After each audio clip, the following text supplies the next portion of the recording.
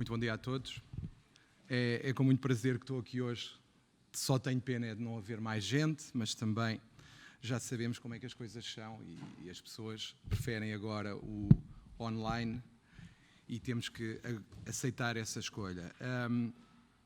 Permitam-me que comece por agradecer o convite do Sr. Presidente do Instituto de Acesso ao Direito e aproveito também para saudar e parabenizá-lo, já o fiz uma vez, mas nunca é demais. Tenho admirado o trabalho do Dr. Silva Cordeiro e, de facto, tem sido uma pessoa de coragem na ordem, de como nós precisamos, porque tem, não obstante eu poder não concordar com as suas posições, e há algumas não concordo, mas é uma pessoa que não se tem pautado por estritos critérios de oportunismo político, o que como prova a alteração ao regulamento do acesso ao direito que foi feita numa altura difícil e que ele teve coragem de a assumir e de a vir aqui defender neste sítio, e por isso é acreedor da minha admiração, porque não é fácil encontrar pessoas assim. Muito obrigado. De facto, o acesso ao direito é uma daquelas matérias que a todos muito importa. Dizem-me que eu tenho 15 minutos, portanto, eu vou tentar fazer já uma síntese da síntese que eu já tinha feito, porque todos sabemos, e já foi aqui dito, que o acesso ao direito e à justiça é um direito fundamental, é um direito constitucionalmente consagrado, mas me parece, pelo sistema que existe, não tem a mesma dignidade do que outros, nomeadamente o direito à educação e o direito à saúde. Basta atentar aos últimos anos ao que tem acontecido para ver que a relevância do Ministério da Justiça tem vindo a diminuir muito, muito significativamente. E isso reflete-se naturalmente na forma como as reformas têm vindo a ser efetuadas, que são praticamente inexistentes, e o sistema mantém-se inalterado. O acesso ao direito, infelizmente, tem sido algo que tem sofrido algumas alterações e que, como muita gente tem vindo a dizer, e eu inclusive, é um instituto que deveria salvaguardar o acesso ao direito de todas as pessoas, independentemente da sua condição social ou económica.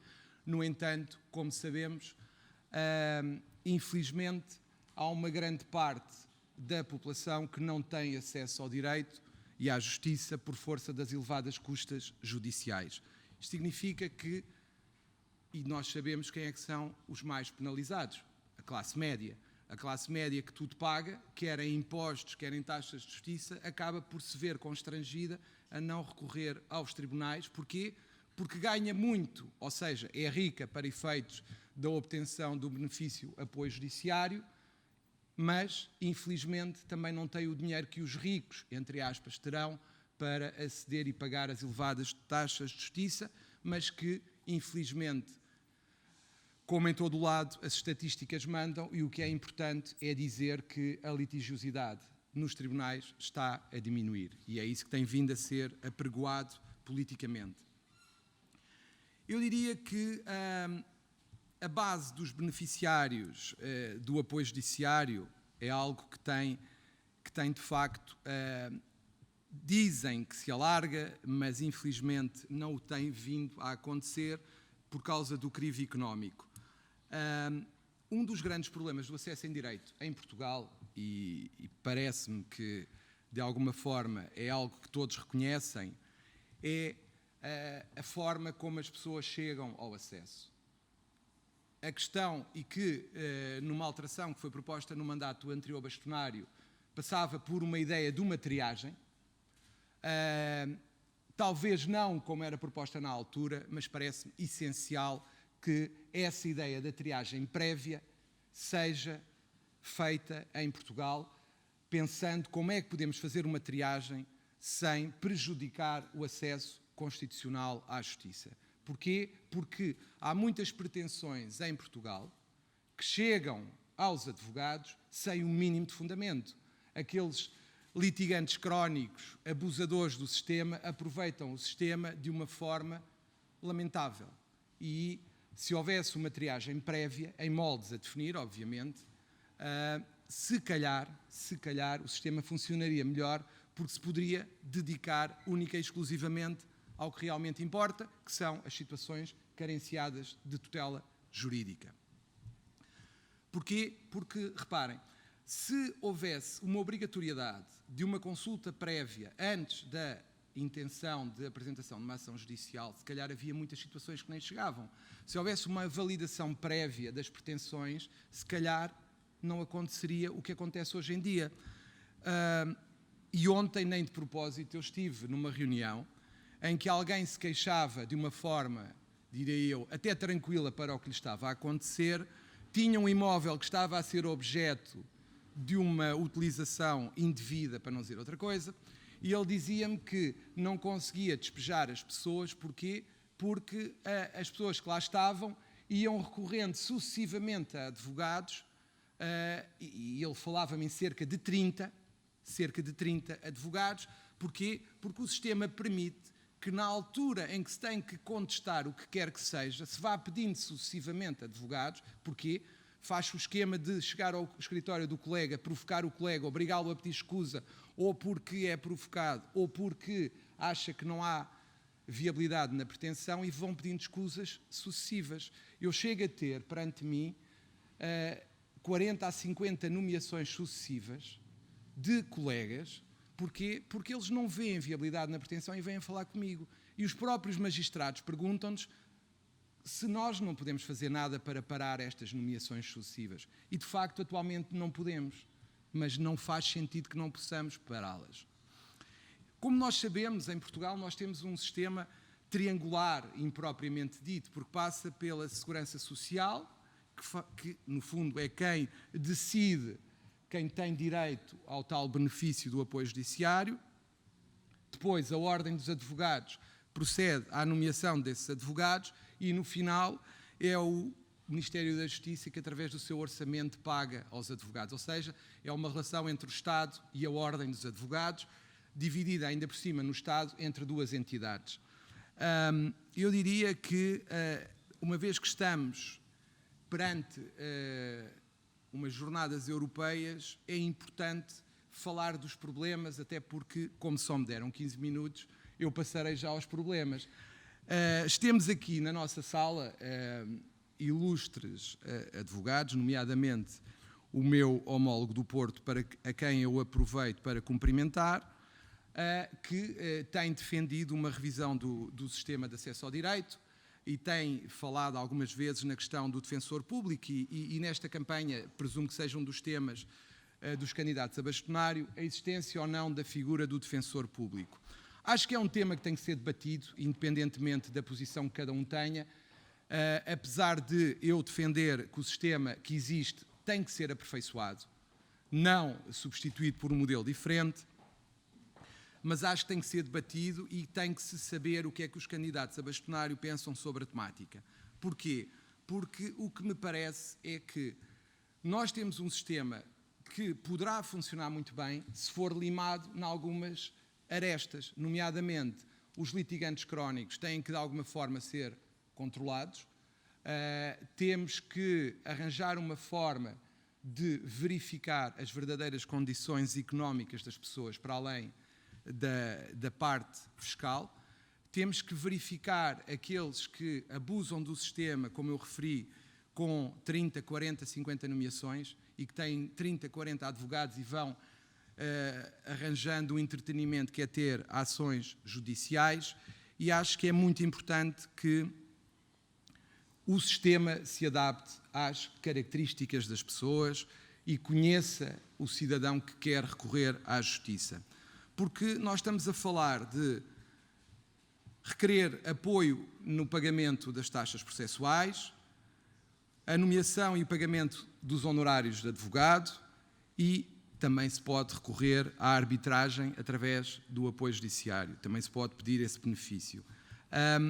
Uma das coisas que me tem preocupado mais aqui na questão do apoio judiciário acaba por ser como é que o sistema funciona. Há muitas queixas em relação às demoras do sistema, está a tentar-se proceder a uma digitalização total do sistema que ainda não é completa, mas acho que a partir do momento em que haja uma digitalização, em que a segurança social tenha um papel mais ativo, e eu acho que, pegando na ideia da triagem, pensando um pouco sobre o sistema que temos, se houvesse uma colaboração inicial entre a Ordem dos Advogados, nomeadamente tendo quem vai fazer o pedido, ter ao lado já um técnico da Segurança Social e um advogado que pudesse aconselhar a pessoa e até se verificar que a pretensão não é viável, tentar explicar-lhe porque é que não é viável e talvez aí se consiga retirar muita gente que está no sistema sem fundamento, porque, reparem, nós temos dois tipos de pessoas, umas que acham que têm sempre razão e que por tudo ou por nada querem ir para tribunal, e temos outras que até têm razões para ir e não vão. Portanto, eu acho que estamos perante um problema em várias áreas da sociedade e, neste caso em concreto, de iliteracia. Há iliteracia jurídica. E a culpa é nossa, advogados, porque não estamos a conseguir comunicar, e é do Estado, porque também não consegue dizer às pessoas os direitos que elas têm. Eu acho que muito, e isto parece que eu só penso em formação, não penso em mais coisas, mas acho que a formação, quer dos que estão do nosso lado, quer dos que estão do outro lado e precisam dos nossos serviços, é fundamental para uma sociedade mais justa e mais equilibrada.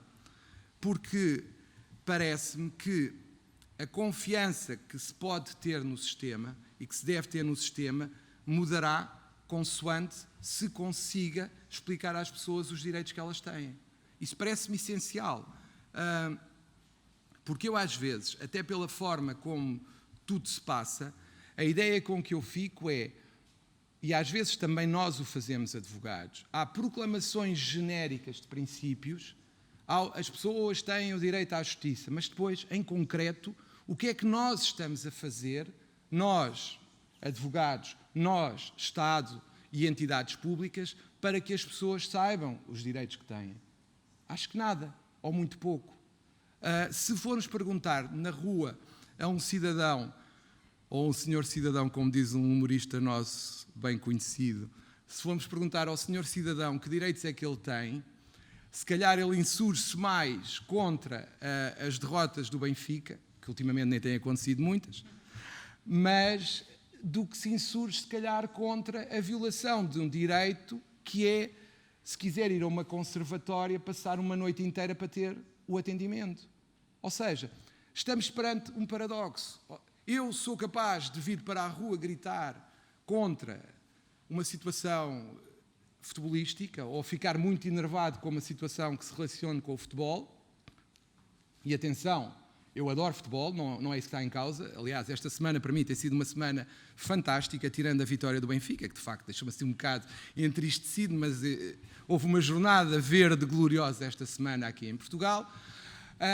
Mas fora de brincadeiras, eu adoro futebol, é um facto.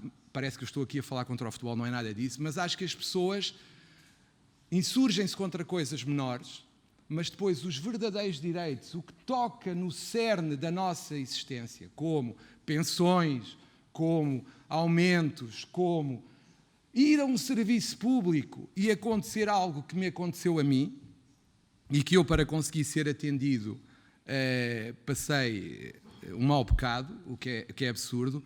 Eu conto esta história algumas vezes porque acho que é paradigmática do que se passa em Portugal em relação ao conhecimento dos direitos. Eu fui a uma repartição pública para revalidar o meu cartão de cidadão. Eu chego, já tinha deixado de caducar, falha minha, o cartão de cidadão, e estava com alguma urgência em ter o cartão a nova via. E cheguei lá, não tinha absolutamente ninguém na sala, ninguém. Tinha cadeiras e 2 funcionários. Eu viro-me para uma das senhoras que lá estava e digo: eu precisava de renovar o meu cartão de cidadão e não tenho agendamento. E ela disse: mas não tem agendamento? Não tenho agendamento, mas também não vejo aqui ninguém, não vejo que haja grande problema em atenderem-me, é só, isto é rápido e tudo, eu até preencho tudo rapidamente o que precisarem. Mas sem agendamento não o podemos atender. E eu olhava para a sala e via: não está aqui ninguém, porque é que não me atendem? E ela vira-se, é que sem agendamento eu não o posso atender. Então, mas se não está aqui ninguém, porquê é que não pode atender? Eu sou um cidadão, eu sou um senhor cidadão, tenho os meus direitos, pago os meus impostos. Não, mas eu só o posso atender se tiver agendamento. E andámos ali uns 5 minutos a tentar perceber como é que íamos fazer. E depois ela, como via que eu não me calava, disse, eu vou-lhe resolver o problema. Sabem como é que ela me resolveu o problema? Temos aqui um senhor que faltou, vou metê-lo aqui no seu lugar. Isto é ridículo. E eu tenho a certeza que as pessoas têm é que se insurgir contra estas situações. Não é contra se o Benfica ganha ou perde, ou o Sporting ganha ou perde. E isto passa por sensibilização das pessoas. Muita sensibilização das pessoas, que infelizmente não é feita. Eu diria que nós temos que ter muita atenção relativamente ao que é verdadeiramente importante. E um dos problemas do acesso ao direito, quanto a mim, passa por termos ainda muitas quintinhas. Muitas quintinhas. Portugal é um país de quintinhas. Eu, infelizmente, não tenho nenhuma quintinha, e gostava de ter, de facto, mas não tenho. E não acho que tenha que ter no Conselho Regional de Lisboa, pelo contrário. Mas o que eu sinto, quando falo com os outros agentes do sistema, é que cada um está muito cioso da sua quintinha em vez de se preocupar com o bem comum. Isto significa o quê? Eu acho que as jornadas que estamos a ter aqui hoje, por exemplo, deveriam ocorrer também com magistrados, oficiais de justiça, Ministério Público, magistrados do Ministério Público e judiciais. Porquê? Porque estamos todos no sistema. Eu, quando recebo um despacho de um magistrado a dizer-me façam alguma coisa que eu já estou cansado de ver escusas de colegas vossos e sucessivas nomeações e o processo não anda, e tenho aqui o credor que quer receber o dinheiro legitimamente e não consegue porque o processo está parado, por causa dos litigantes crónicos, eles deveriam estar aqui. A Segurança Social deveria estar aqui. As finanças deveriam estar aqui. Enquanto nós não percebermos que o bem comum é o que nos interessa, é o que é relevante, nós não vamos sair disto. Vamos andar aqui em proclamações genéricas e princípios e não resolvemos o problema do senhor cidadão. Perdoem-me a ironia. E eu quero ajudar a resolver o problema do senhor cidadão. É claro que eu quero ajudar os advogados, mas eu acredito que ajudando o senhor cidadão, eu vou ajudar os advogados. E isto é que é o problema. Nós temos que nos convencer que é muito bom sermos os maiores dos nossos quintais, das nossas quintinhas, mas seremos melhores se tivermos mais gente connosco e a ajudar-nos a melhorar o sistema. E isto é que é o problema. Nós temos, e aqui a Ordem dos Advogados também tem que o fazer, nós temos que ir ter com a Segurança Social, temos que ir ter com o Ministério Público, temos que ir ter com os magistrados judiciais e tentar arranjar uma solução para o problema e coordenarmos-nos melhor na sua gestão. Porque todos temos interesse nisso. E isso é o que nos importa e que nos tem que importar. Outro dos temas que eu queria salientar já agora, esqueci-me aqui dos quadros, só para terem uma ideia, o Conselho Regional e todos os outros Conselhos Regionais, o Conselho Regional de Lisboa e os outros Conselhos Regionais também seguramente têm este trabalho todo administrativo.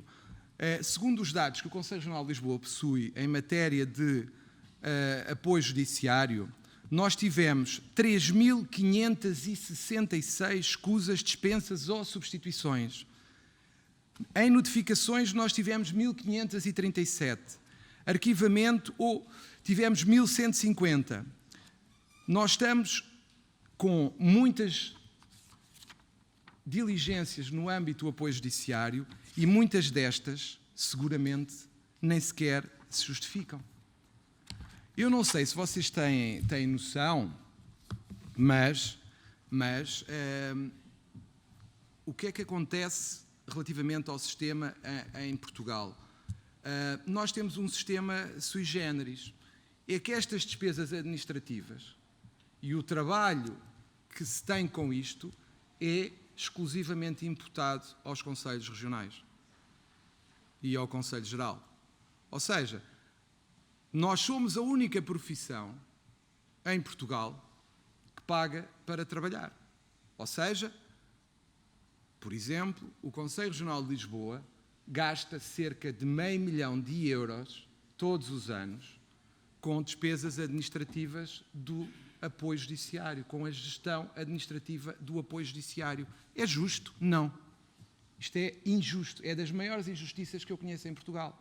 Porquê? Vão perguntar a um magistrado judicial do Ministério Público, vão perguntar a um professor, vão perguntar a um médico se ele aceita pagar os custos dos respectivos serviços aos mais carenciados. Qual é a resposta que vão ter? Não. Não. Tenho a certeza que não. Vão dizer a um médico que vai receber menos, e eles já estão a reclamar, como sabem. Vão dizer a um professor, vão dizer a um magistrado judicial que vai receber menos porque parte do que recebem vai ser utilizado para pagar o acesso aos respectivos serviços dos mais carenciados, e vão ver a resposta que vão ter. Vão tê-los na rua. Vão tê-los na rua a reclamar. E isto é um tema que nós temos que continuar a bater, porque não é justo para nós que os conselhos regionais, o Conselho Geral, a Ordem em geral, tenha que suportar a gestão administrativa do apoio judiciário. Não é justo. Falando da experiência no terreno, muito bom dia, Sr. Dr. Varela de Matos, um dos nossos ilustres causídicos de Lisboa. Voltando à prática do Conselho Regional de Lisboa, o que nós temos feito ultimamente é tentar, junto dos municípios, junto do próprio Governo, generalizar o acesso ao sistema de todos os cidadãos. Porquê? Porque achamos que é a única forma de que conseguimos combater a iliteracia jurídica do cidadão. Ou seja, temos que ir perto deles. Os advogados têm que ir ter com os cidadãos para que eles percebam os direitos que têm. Como é que se consegue isto? Indo às associações, indo às juntas de freguesia, indo às câmaras municipais, todas as entidades que possam prestar apoio jurídico e ajudar as pessoas a defender os seus direitos, nós temos que ir lá, nós temos que falar com elas. Porquê? Porque o direito tem que ir à sociedade. Os advogados têm que chegar à sociedade. É fundamental chegar à sociedade. E para isso é preciso celebrar protocolos com essas entidades. Eu não defendo o serviço pro bono nestes casos. Eu defendo que o advogado deve prestar um serviço social, mas deve ser remunerado por isso. E os protocolos que o Conselho Regional de Lisboa tem celebrado neste âmbito com as autarquias têm sido prevendo um valor para a consulta jurídica, porque eu acho que a forma que nós temos de combater a chegada ao sistema daquelas situações que não justificam chegar ao sistema é explicando às pessoas na base quando podem e quando não podem chegar à justiça. Portanto, nós temos celebrado estes protocolos, temos vários, ainda agora vamos celebrar mais um na Margem Sul, e temos também, felizmente, tivemos a oportunidade de celebrar um protocolo com a Secretaria de Estado para a Igualdade, para auxiliar a Secretaria de Estado no combate à discriminação. Portanto, daí nós temos feito podcasts, ações de formação no âmbito da discriminação, que é uma das temáticas que eu penso serem essenciais para que haja uma sociedade mais justa. Portanto, temos feito acompanhamento no terreno, estamos a tentar cada vez mais alargar o âmbito desse acompanhamento. Tem sido uma prática seguida há muitos anos no Conselho Regional de Lisboa. Temos aqui alguém que já esteve connosco também nessa área e, por isso, acho que o caminho é este, é chegar ao cidadão, explicar ao cidadão os direitos que têm. E para concluir, que eu devo estar só com cerca de 7 minutos, ou 8, nada mais, resumindo o que eu disse até aqui, temos alguns problemas a resolver, temos algumas melhorias a fazer no sistema. Por um lado, alargar a consulta jurídica no terreno, acho que é essencial. Depois, fazer uma triagem prévia de acesso ao sistema para que tentemos, já sabemos que não vamos eliminar, tentemos reduzir pelo menos o número de litigantes crónicos e de pessoas que abusam do sistema. Como é que isto se consegue? Não conseguimos sozinhos. Não conseguimos sozinhos. Precisamos do Governo, precisamos, nomeadamente, do Ministério da Justiça, da Segurança Social, da autoridade tributária para que, em conjunto, se consiga atacar o problema e, quiçá, ponderarmos aquelas situações mais graves se não há indícios criminais, se a própria Ordem dos Advogados não deve denunciar usos fraudulentos do sistema e abusos do sistema ao Ministério Público para que investigue, nomeadamente naquelas situações que se vão protelando no tempo, claramente com intuitos que podem não ser os mais lícitos. Depois, acho que é importante, muito sinceramente, é muito importante que nós consigamos, e volto a sublinhar, a resolução dos problemas do sistema nunca será feita de modo isolado. As quintinhas têm mesmo de desaparecer e eu acho que teria que ser criada uma ferramenta que envolvesse todas estas entidades para combater os abusos e as ineficiências do sistema, porque vocês imaginem o que é, e são os últimos números que eu vos vou dar, imaginem o que é um agregado familiar que tenha cerca de 1000 nomeações. 1000 nomeações. Nós temos... É que nós depois, eu peço desculpa, é só mesmo para concluir, só para vos dar este exemplo. Nós temos situações no Conselho Regional de Lisboa em que temos agregados familiares a pedir apoio judiciário e a pedir nomeações de advogados. Ou seja, é o pai, é a mãe, é o filho, é o periquito, é o gato, é o cão. E depois, em conjunto, se for preciso, tem 600 ou 700 nomeações. Não é forçosamente 600 ou 700 advogados. É 600 ou 700 nomeações. Percebem? Isto não pode continuar. Eu não posso permitir, o sistema não pode permitir, quem sou eu para permitir ou deixar de permitir alguma coisa, mas o sistema não pode permitir e a Ordem dos Advogados não pode estar de pés e mãos atadas perante situações tão escandalosas, daquelas pessoas que, em vez de irem para reality shows, vão para a Justiça fazer este tipo de litigância. E, concluindo, mais uma vez, agradecendo a oportunidade de ter estado aqui hoje, fazendo votos para que estes encontros sejam cada vez mais participados e sirvam de fórum para que as melhorias realmente aconteçam, porque há cidadãos honestos, e são a maioria, e esses cidadãos merecem o nosso apoio, merecem ter um verdadeiro acesso à justiça, mas se há outros que monopolizam os meios, é óbvio que estes vão ter menor possibilidade de fazer valer os seus direitos. Muito obrigado.